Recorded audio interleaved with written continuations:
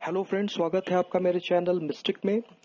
आज मैं बात करने वाला हूं हमारे चहेते अभिनेता सुशांत सिंह राजपूत के बारे में, जो अनफॉर्चुनेटली अब हमारे बीच नहीं है।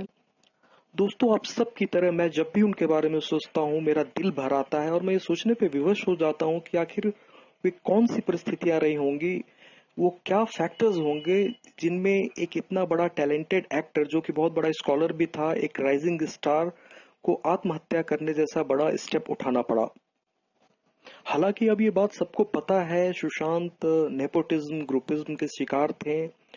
बॉलीवुड की कुछ नामचीन हस्तियां इनको बिल्कुल ही पसंद नहीं कर रही थी, किन्हीं कारणों से इतने टैलेंटेड होने के बावजूद भी इन्हें फिल्मों में रोल नहीं मिल रहा था। लेकिन इन सब के बावजूद भी इनके पास कोई फाइनेंशियल इशू वैसा नहीं था। इन्हें अपने फैमिली का सपोर्ट था, इनकी गर्लफ्रेंड भी थी। तो आखिर ऐसा क्या फैक्टर रहा होगा, आखिर कौन सा ऐसा दुख इनके अंदर था जो कि आत्महत्या के रूप में बाहर आया, उन्हें आत्महत्या जो इस दुख की दवा के रूप में प्रतीत हुई।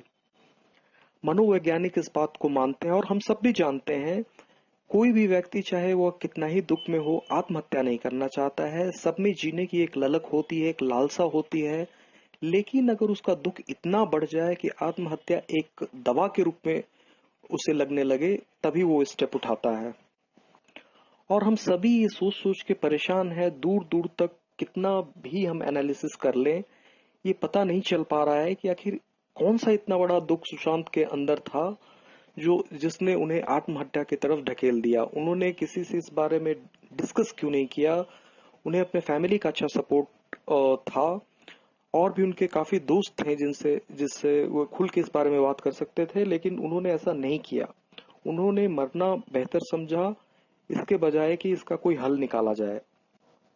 यहाँ पे ये भी बात दोस्तों ध्यान देने लायक है कि सुशांत नहीं, सुशांत से पहले भी काफी लोग, फॉर इंस्टेंस गोविंदा, नेपोटिज्म के शिकार हो चुके हैं। 10 साल से उनकी कोई फिल्म नहीं रिलीज हुई है। उन्होंने इनडायरेक्टली खान ब्रदर्स को बोला भी है कि वो लोग नहीं रिलीज होने दे रहे हैं।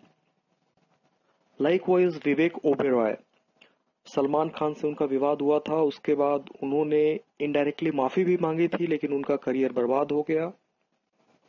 एग्जाम्पल्स काफी सारे हैं जिन्होंने नेपोटिज्म को सहा, नेपोटिज्म के कारण अपना करियर का बलि दे दिया, लेकिन वे आज भी जीवित हैं। उनका एक सामाजिक रुतबा है और अपने फैमिली के साथ हंसी खुशी जी रहे हैं। फिर सुशांत को, जो इतने कम उम्र में इतने सक्सेसफुल हो गए, उनको आत्महत्या करने की क्या जरूरत थी। इतना पढ़ा लिखा अभिनेता फिल्म इंडस्ट्री में बहुत कम होंगे, शायद ही होंगे, मुझे ज्यादा पता नहीं, लेकिन मुझे नहीं मालूम कि इतना कोई पढ़ा लिखा अभिनेता जो है और इतनी अच्छी एक्टिंग भी करता है, इतना सक्सेसफुल भी है फिल्म इंडस्ट्री में। इस बात का अंदाजा आप इस चीज से लगा सकते हैं, उन्होंने फिजिक्स के डबल स्लिट एक्सपेरिमेंट का काफी जिक्र किया है, नासा के उनके बारे में ओपिनियन क्या था, इवन नासा ने उन्हें होमेज दिया है, उनके मृत्यु पर उन्होंने शोक प्रकट किया है। इससे उनके साइंटिफिक टेम्परामेंट के बारे में भी काफी कुछ पता चलता है। हर तरीका से टैलेंटेड होने के बाद भी अपने अंतर्द्वंद को क्यों नहीं जीत पाए सुशांत। अगर वो इसे सुलझा लेते तो शायद वो हमारे बीच होते, हमारे पास एक फ्यूचर का स्टार होता। सुशांत के बातों से मुझे ऐसा प्रतीत होता है कि वे आध्यात्मिक व्यक्ति भी थे। उन्होंने काफी डोनेशन भी दिया।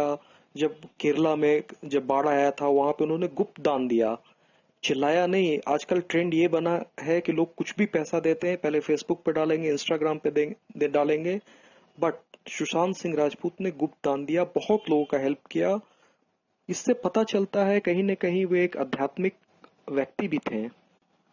लेकिन दोस्तों, मुझे बहुत ही दुख के साथ ये बोलना पड़ता है, वे एक हिंदू थे, मैं भी एक हिंदू हूँ, और हमारा हिंदुइज्म में अध्यात्म जो है वो दुनिया से भागने का एक मार्ग समझा जाता है, जो कि बिल्कुल गलत है। अध्यात्म न सुशांत को अपना डिफेंड करना सिखा पाया, न ऑफेंड करना सिखा पाया, जबकि सच्चाई ये है कि परिस्थिति के अनुसार एक आध्यात्मिक व्यक्ति अपने आप को डिफेंड करना भी उसे अच्छे से आता है, और जहां पे जरूरत हो पूरे दुनिया से अकेले लोहा लेने में भी संकोच नहीं करता है।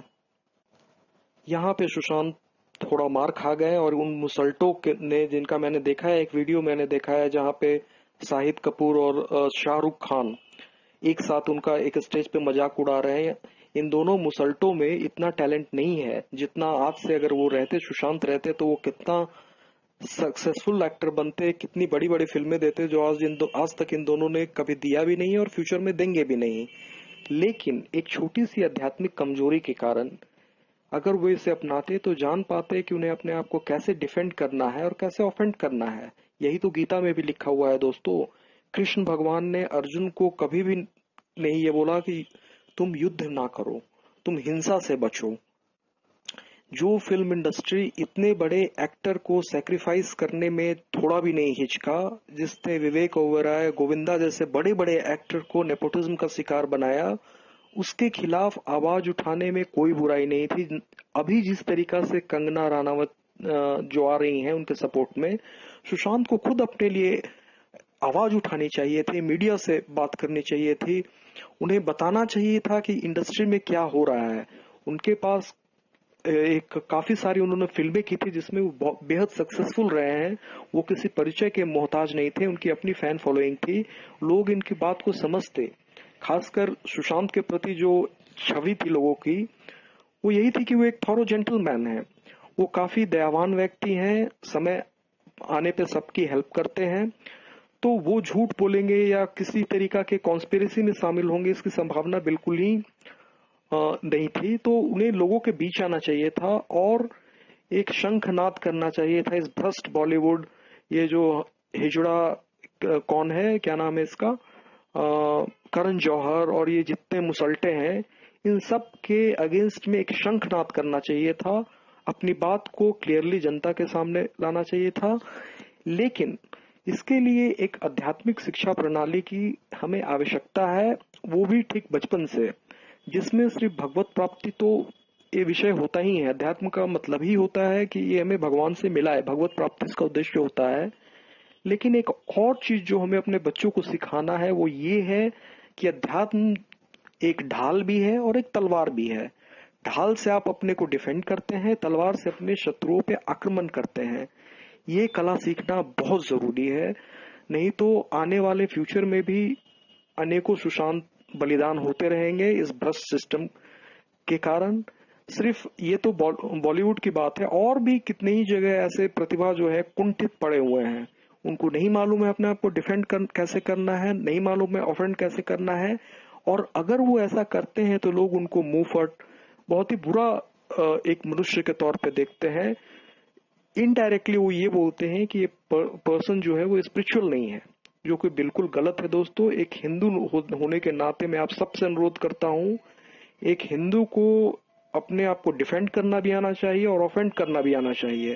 हालांकि मैं इस डिस्कशन में धर्म को लाना नहीं चाह रहा था, लेकिन जो सुशांत के आत्महत्या के पीछे जो जो मेन रीजन है, जिसका आप एक एनालिसिस करेंगे तो आपको यही पता चलेगा। अगर आप पूछे तो मैं नहीं से इसके पीछे ये जो बॉलीवुड का गैंग है इसको मानता हूँ, ना ही इसके पीछे मैं सुशांत को, जैसा कि बोला जा रहा है, प्रचार किया जा रहा है कि कमजोर मनोवृत्ति के थे। नहीं, वो कमजोर, मानसिक रूप से कमजोर नहीं थे। ये सब करना वो मतलब जाके पब्लिक में बोलना, अपनी बात को रखना, गंदगी को बाहर निकालना, इसको वो नोबल एक्ट नहीं समझते थे। जबकि ये है अध्यात्म में तो कृष्ण भगवान ने कितना बड़ा महाभारत करवाया, क्योंकि वो सारे लोग अधर्म के पक्ष में थे, उनका विनाश करना जरूरी था। और अधर्म का विनाश करना तो धर्म ही होता है दोस्तों।